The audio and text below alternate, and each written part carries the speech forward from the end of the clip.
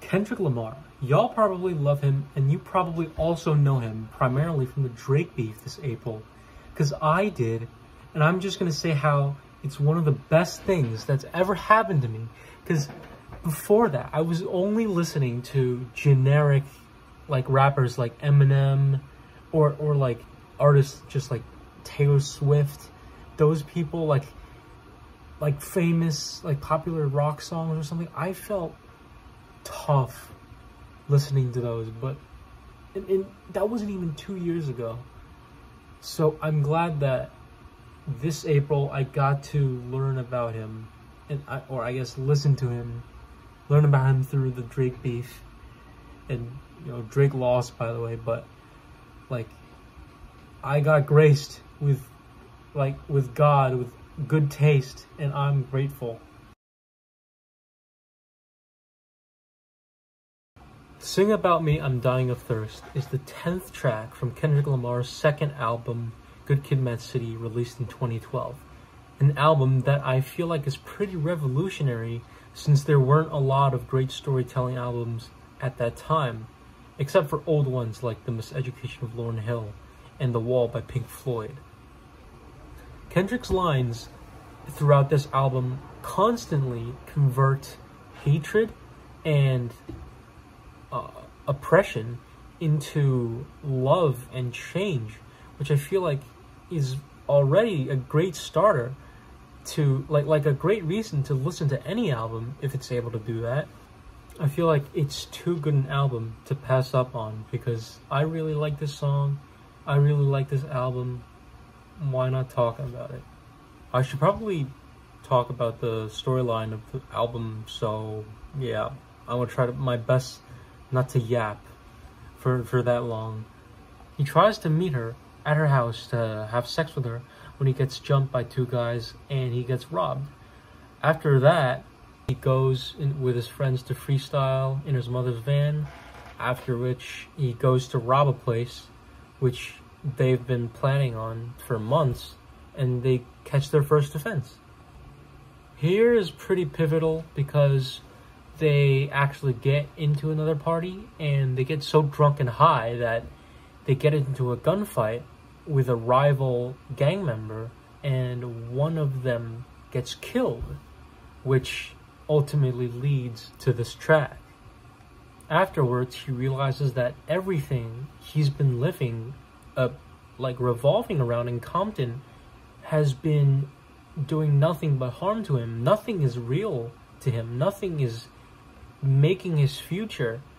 So he realizes that he needs to reform, and that he never truly loved himself for anything that he's done. Like, this is important stuff that I promise will be relevant.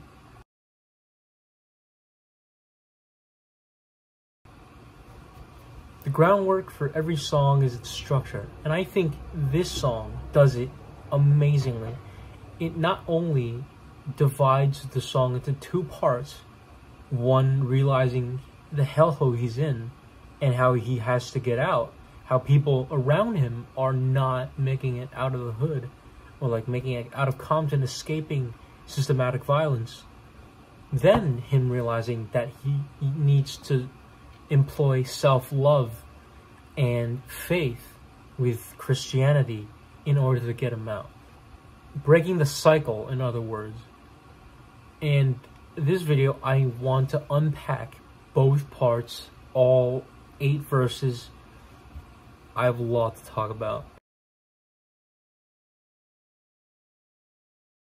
Kendrick starts the verse by talking in the perspective of Dave and his dead, and how he views his dead brother, how he holds him in a place in his heart.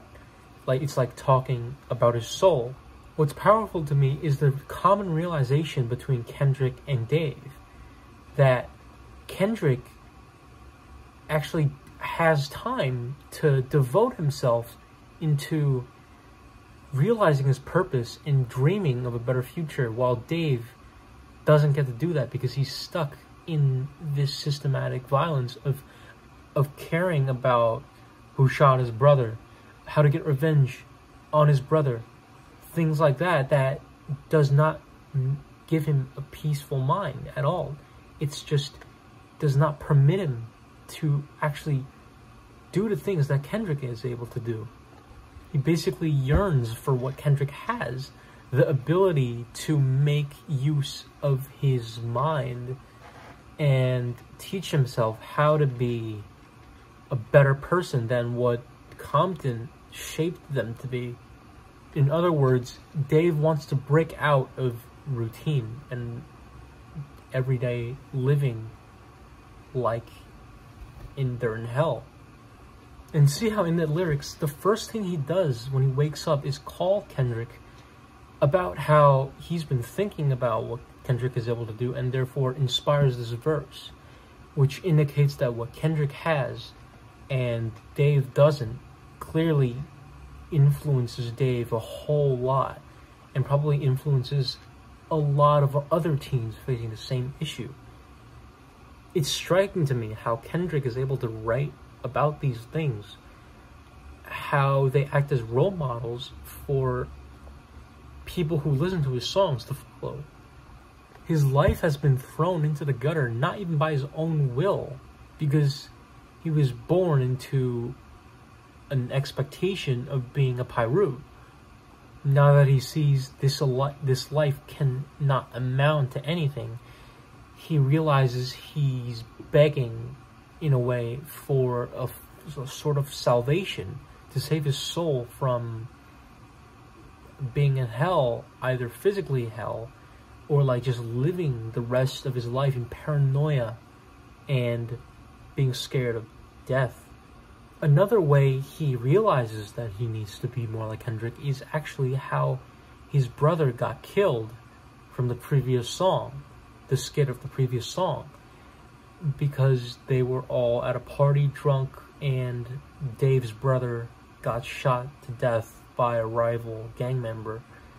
And he realizes that the reason that he died was because of what Dave always told him, to never duck when there's a gunfight, because that's what he thought would be the best for him, would be the best rep for their gang.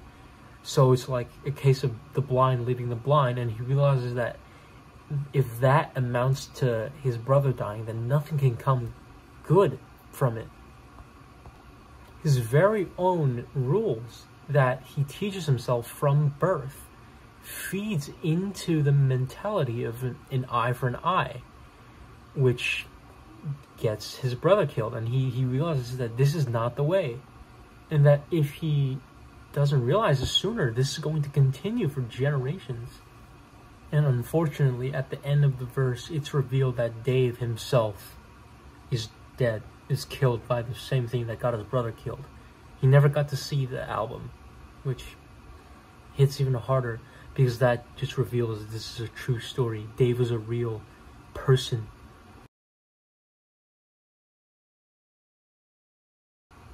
The second verse is even more tragic. It's probably my favorite verse because it hits so hard. If you're gonna listen to Sammy Dot after this, listen to Keisha's song, Her Pain, before you do, from his last album, Section 80, because I think it's worth it. It complements, both songs complement really well, and you're gonna understand why. The song follows a story of a girl who falls victim to prostitution when she grows up, because she was actually the victim of sexual abuse when she was only 9 years old. Which, if you were confused on how, children who are sexually abused tend to repress those things, and long-term repression of such events exacerbate those feelings, even though they may not be directly expressed. But in Keisha's case, she falls victim to prostitution mainly because that's a coping mechanism for her to sell her body sexually to cope with those events. it's like an outlet for the trauma. It's tragic. And listening to Keisha's song for the first time, it left me speechless. And just like how this song did, because it was a good continuation of it. The way Keisha's song escalated is crazy. It escalates so quick. What makes Sammy Dot so good is that the way it continues Keisha's story is by telling about her younger sister, which unfortunately falls prey to the same thing that Keisha did. It's nice to know that at least Keisha's sister and Keisha both knew that what they're doing is completely bad for them. They loathe themselves for it, but it's necessary to make a living. It's completely like you can't live without it because it's free money, and like where else are you gonna do this? Just to throw your dignity away and get free money? That's really the only way anyone is going to live, especially being a woman in Compton. It's become their life, basically. And they realize that this is probably the only place they're gonna ever lead their lives into. This is the only thing they're gonna get to do. And once you hear this verse, you can so easily tie it back to Section 80, which talks about the crack epidemic, which you really see get shown here very clearly, because it's clear that these two have no parental role model or any kind of sustainable shelter, because it's just such a unreliable system. What's sad is in Keisha's song, it's revealed that, or it's kind of assumed that what Keisha looks up to for guidance and for protection is just the pimp that she pays. It seems like this is a passed on coping mechanism from Keisha to her sister. And it's even more horrible to hear her sister admit that she's having sex with the same client that Keisha used to. It's just twisted. Honestly, it's twisted. And I like the reason that Kendrick in the first place brought this up, because it's a logical follow-up to Section 80, which touches up on the crack epidemic and the housing crisis during the Ronald Reagan presidency. She goes on to criticize Kendrick for even including her on his last album, because she felt it was judgy, it was shallow, it was unnecessary, it just caused more fire. But it had to be said because it was all true in the end. It was all true, and he was just trying to bring it to light. And by reinforcing this claim, she tells Kendrick that him trying to bring their stories to light will do nothing, and she views his pity as worthless and unneeded and just hurtful. And in the next line, you can hear her actually admit that, and how she's basically in denial because she knows that she's putting her body out there to so many men, that she's probably already gotten so many STDs and STIs, and how she goes on to say she won't let any doctors dissuade her or like convince her otherwise. She's been tricked so much by this just free money that, I don't know, she just does not want to stop. She has probably every reason to continue it, despite the drawbacks. And I really like how this verse ends, because it's at a way which the vocals actually of her fade. It's like you can interpret it in so many different ways. Maybe her confidence grows less and less. Maybe she ends up with the same fate as her sister. Maybe the STDs get a hold of her in her life. Or it could just be Kendrick walking away from her, because the life she's living is clearly careless and blasphemous. And also, I like the Tupac reference. Brenda's got a baby. It's mentioned in, I think it was Keisha's song, that she was listening to Brenda's Got a Baby by Tupac, which follows the same kind of storyline as Keisha's song. Pretty much identical. Here, Kendrick describes his 17-year-old self and is sort of beginning to realize his potential. Additionally, his exposure to violence, which leads to a violent mind, makes him realize that the concept of death doesn't even faze him. And, well, if death doesn't faze him, what is he valuing? He's actually valuing what he thinks will get him in heaven or not.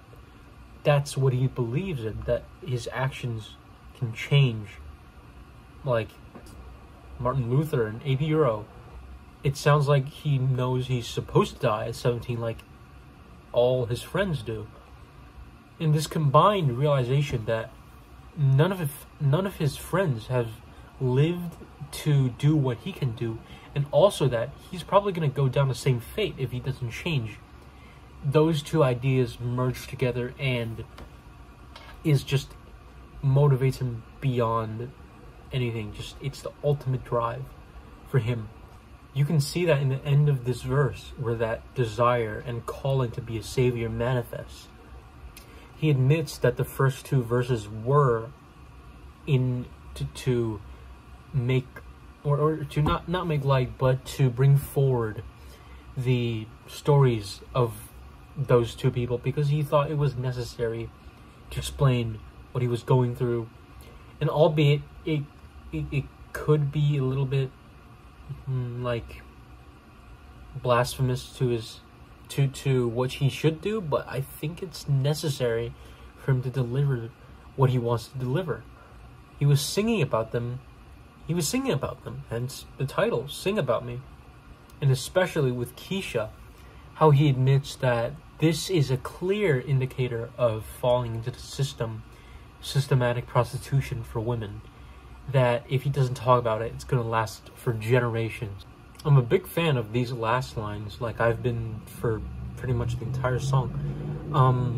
How he makes it sound like you're in like a confessional, like a therapy session. These are by far the most personal lines I've heard yet. He addresses both of their situations and how these are actual real people that he's seen die and fallen into the system, and be in denial that their life is not ruined.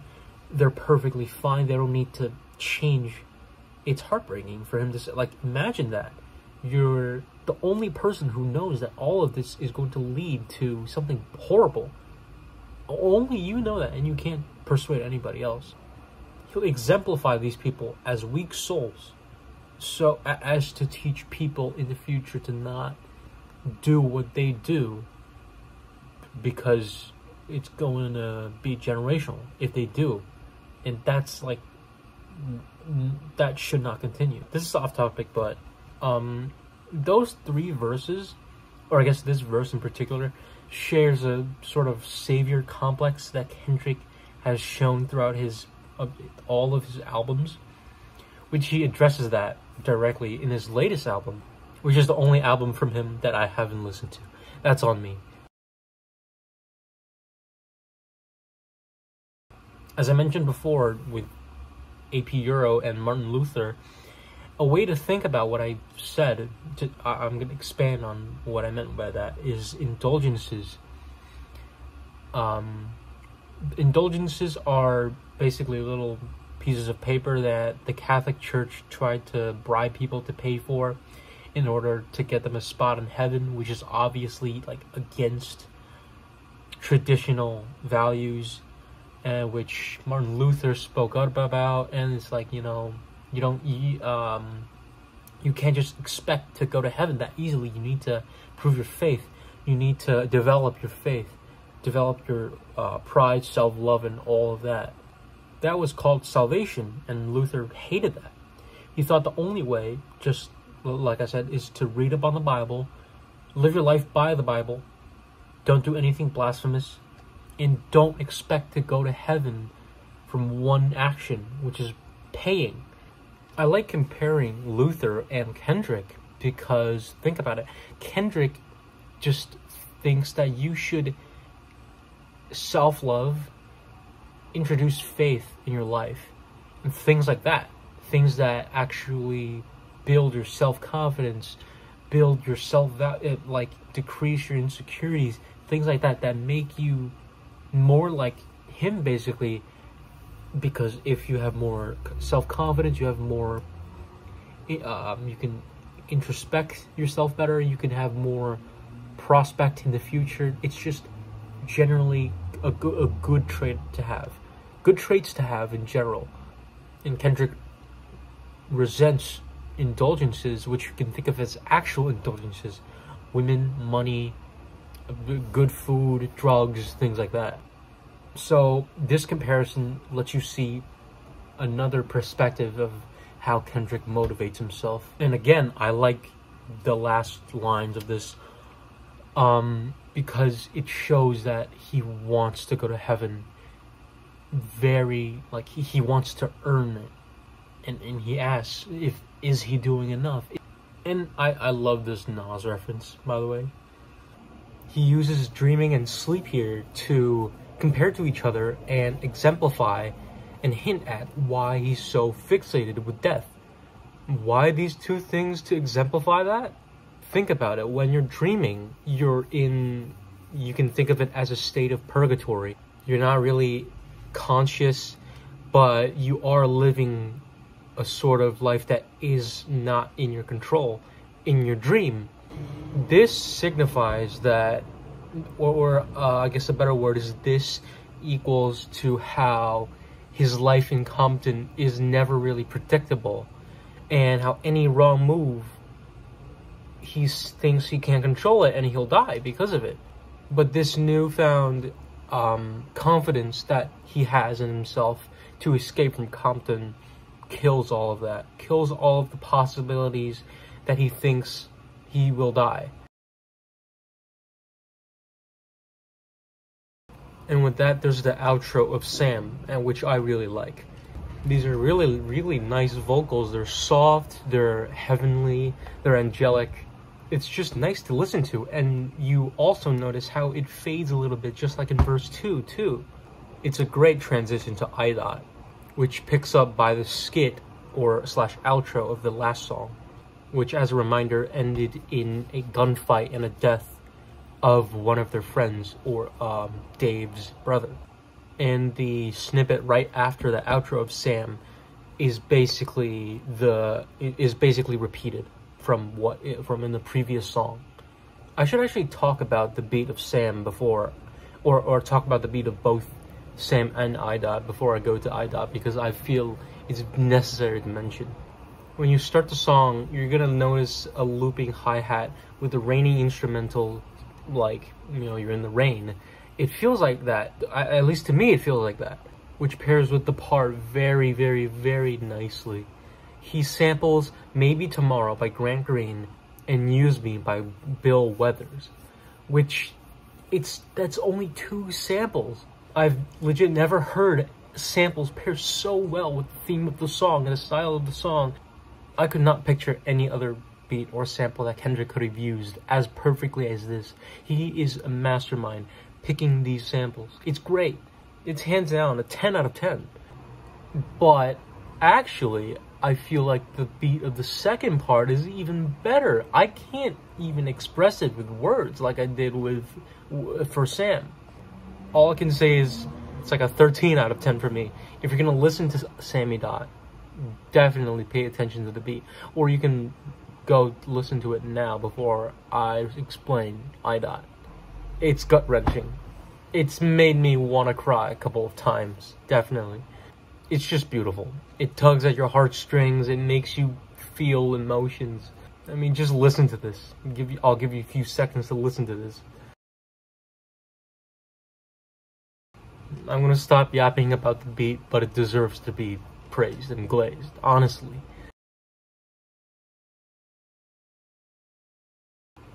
This is an amazing opening line for me.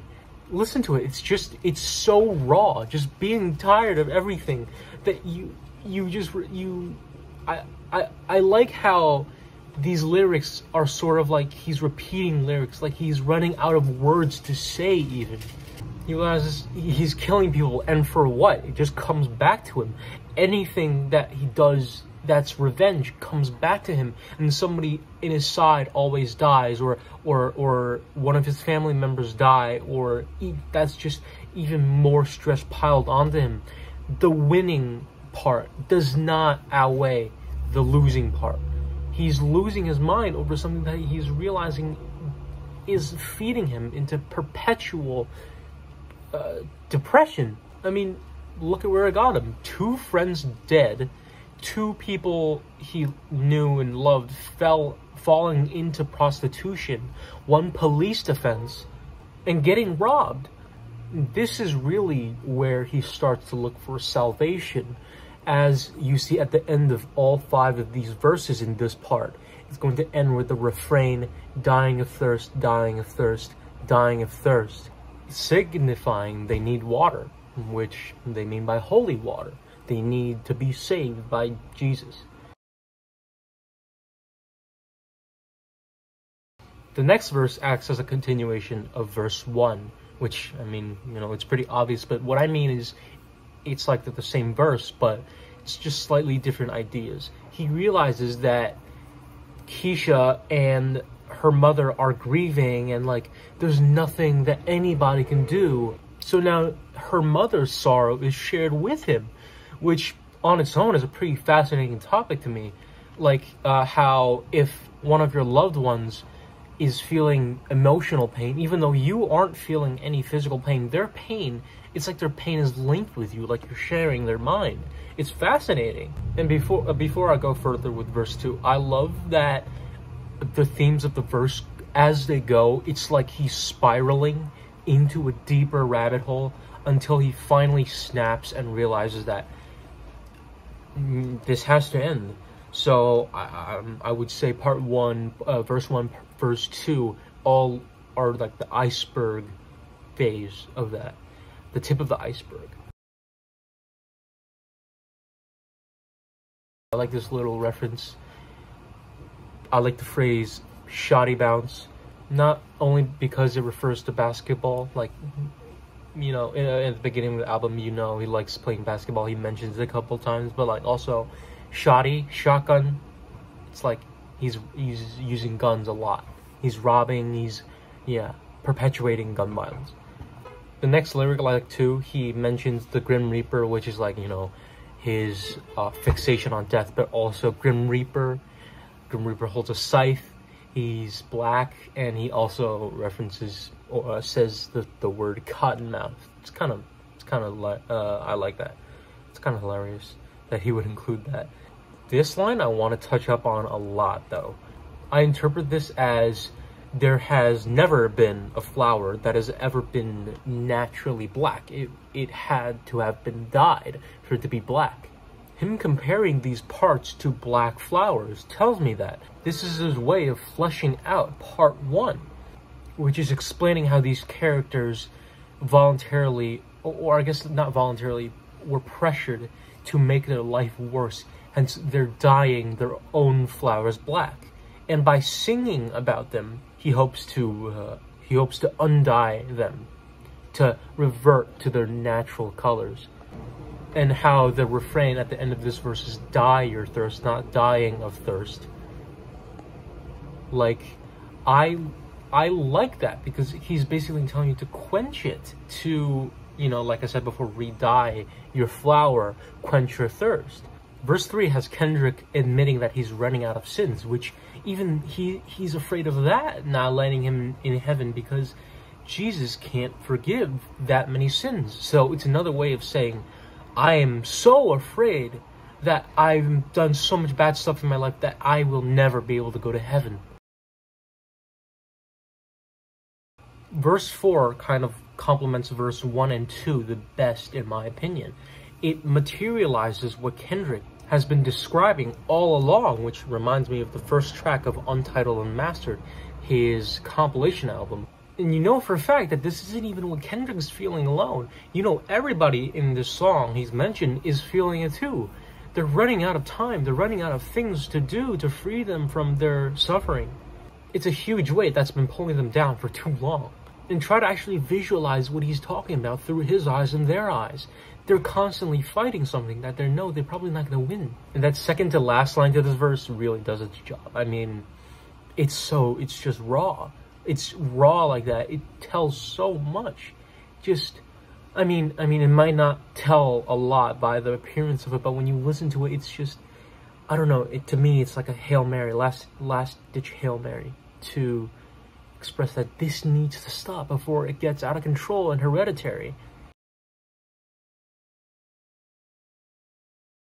And for verse 5, you can see how Kendrick is really, really desperate, saying how he needs a well to quench his thirst. A well at this point. This section I like. It's like he values his life secretly. Subconsciously he values his life. But he doesn't know how to embody that. Every day of his life is plagued with stress. Even his best days are plagued with stress. He has no real life anymore. There's no way for him to learn how to embody that pride that his subconscious holds. And it's depressing because this just seems like a dead end for him. He hates conforming to what this life has made him to conform.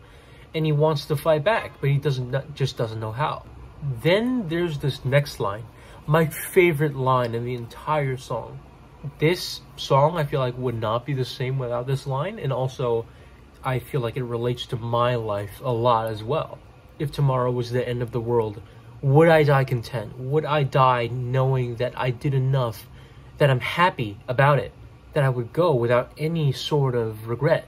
This line is so motivating, and it's like, you know, the saying, live your day, live tomorrow like it's your last.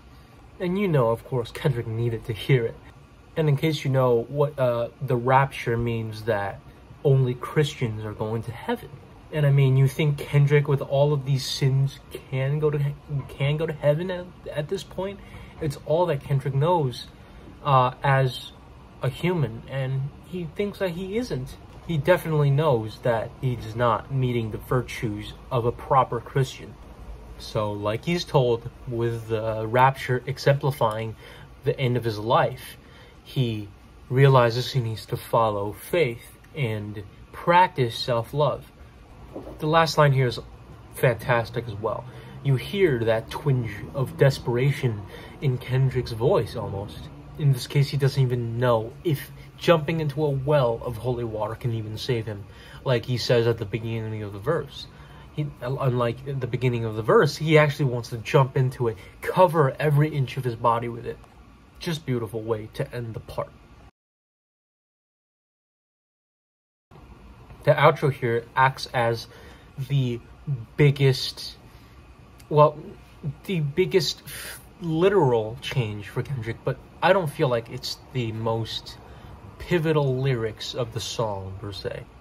It's an outro where Kendrick and his friends are walking down the street, angry. By the way, this is right after the events of the previous song. So they're walking down the street. One of them has a gun. They're looking for revenge, basically, when a woman stumbles across them in the street and notices the gun. This leads to the women starting to preach to them about Jesus, physically, like what Kendrick alludes to in the song. They all follow her prayer. They all promise to follow Jesus, and the song ends. Some people actually think this is somewhat a cheap ending, but not to me, because I take it as that it's not literally that a woman shows up, but this is sort of their calling to be saved, manifested by some sort of, I guess, divine intervention. You can even take it as Jesus literally shows up, talks to them in the middle of this beef, ending their pain. Of course, not literally showing up in front of them, popping up in front of them, but like, you could take it as they all collectively thought of this. It's like a calling, basically. And afterwards, their desperation ends themselves, kills themselves. Why he used religion to demonstrate this idea? Think about it. the basis of religion is the innate want for people to be safe and united and accepted. The ultimate haven for acceptance and safety is religion. You feel like you're protected by a higher being, which is very, very relieving to a lot of people. And this is why Kendrick uses religion as a theme throughout all of his songs. So, as I said, because he uses every themes of religion in every album, he likens reform and change and self-love with religion, which I feel like is something I have not seen a lot of other rappers do well.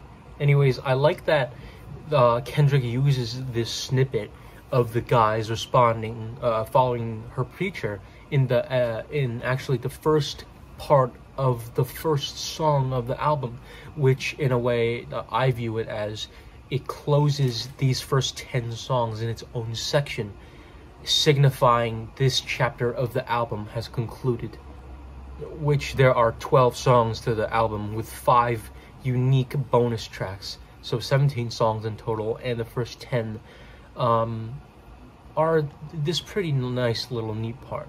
A nice little Easter egg here is the woman actually voicing the preacher as the woman on the street, actually worked with Tupac on a set, and what I read up on is she used the same technique as she used in this song, which is trying to corroborate Tupac's conflict with another man by using religion or something like that. It's cool. It's a sentimental touch since Tupac is actually Kendrick's biggest inspiration and role model, hence why he uses him in so many of his songs throughout all of his albums. Well, most of his albums. So to wrap it all up, why do I love this song so much? I guess a lot of it, like I said before, comes down to the structure of it. Like the order of the verses, the decision to split it into 2 parts, the outro for both verses, the track order at which it was placed too, the length of it too. It's like you're in this entrancing experience that I don't think anything else can replicate. I mean, Kendrick's longest songs are all my favorites, like Mortal Man, Untitled 07, all of the Fear. Back to Samira though. What I feel like is good about this writing is it lets you see what he sees through his own eyes, lets you be him throughout this song. And I think that's very strong, to have the listener actually embody what Kendrick was feeling at this point. Or I guess it would have been better than if he had not done that, and I think he did a pretty good job of that throughout this song. It's like you zone out, basically. When I listen to it, I zone out. You're getting a huge package with this song. It's very enjoyable. And with the zoning out thing, I've never heard a song that's made me more taken aback than this one.